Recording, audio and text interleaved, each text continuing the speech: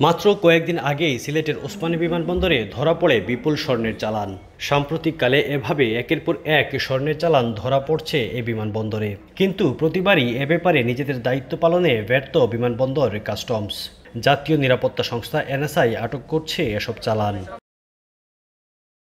অভিযোগ উঠেছে, স্বর্ণের চালান ধরতে বারবারই ব্যর্থ হচ্ছে সিলেট ওসমানী বিমানবন্দর কাস্টমস কর্তৃপক্ষ।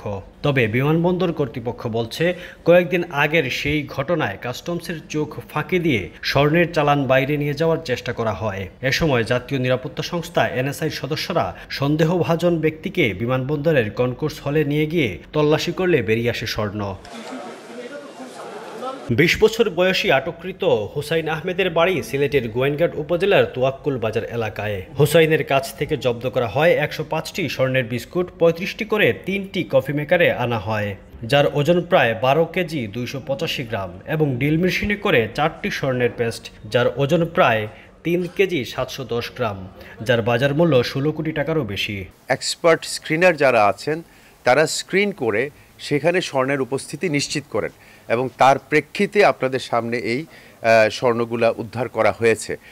এখানে আপনারা জানেন যে এটার একটা নিয়ম আছে যে এই স্বর্ণগুলো যে আসলেও স্বর্ণ সেটা চূড়ান্ত হবে আরও পরীক্ষা নিরীক্ষার মাধ্যমে এবং আরও চূড়ান্ত ইয়ের মাধ্যমে। প্রাথমিকভাবে আমরা এগুলো স্বর্ণ হিসাবেই নিয়েছি। পাশাপাশি ১৫ কেজি আপনারা দেখতে পাচ্ছেন বিস্কিট এবং বিশেষ আকৃতিতে বিভিন্ন যন্ত্রাংশের ভিতরে ঢুকিয়ে আনা এবং বিভিন্ন ইকুইপমেন্টের ভিতরে ঢুকিয়ে আনা, সেগুলোকে আমরা শনাক্ত করেছি এবং এ যাবৎ পেয়েছি যে ১৫ KG ১৫,৯৯৪ gram, that is ১৫ KG ৯৯৪ গ্রাম। বিমানবন্দরের কাস্টমসের চোখ ফাঁকি দিয়ে কিভাবে এসব স্বর্ণ আসছে তার কোনো সঠিক জবাব নেই ওসমানী বিমানবন্দর কাস্টমসের কাছে।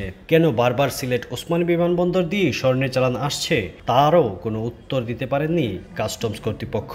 আমাদের এখানে আপনারা জানেন যে বিভিন্ন সংস্থা কাজ করেন, তার মধ্যে অন্যতম গোয়েন্দা সংস্থা, জাতীয় গোয়েন্দা সংস্থা এনএসআই।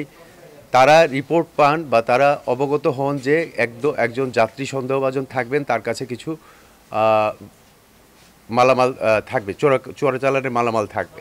সেই অনুযায়ী সেই যাত্রীকে তারা টার্গেট করেন এবং সেক্ষেত্রে তারা কাস্টমস একটা শুল্ক গোয়েন্দা ইউনিট আছে, ওনাদের সহযোগিতায় অ্যারাইভেল হলে আপনারা জানেন যে কাউকে যদি সন্দেহ হয় অথবা কাউকে যদি স্ক্রিন করতে হয়, রেড চ্যানেল আছে, কেউ যদি ডিক্লারেশন না দেয় সেক্ষেত্রে তাকে এক্সরেতে চেক করা হয় এবং তারপরে সিদ্ধান্ত নেওয়া হয়। এর আগে ২০২৩ সালের ৮ ডিসেম্বর সিলেট ওসমানী আন্তর্জাতিক বিমানবন্দরে দুবাই থেকে আসা উড়োজাহাজের সিটের নিচ ও শৌচাগার থেকে ৩৪ কেজি স্বর্ণ জব্দ করা হয়।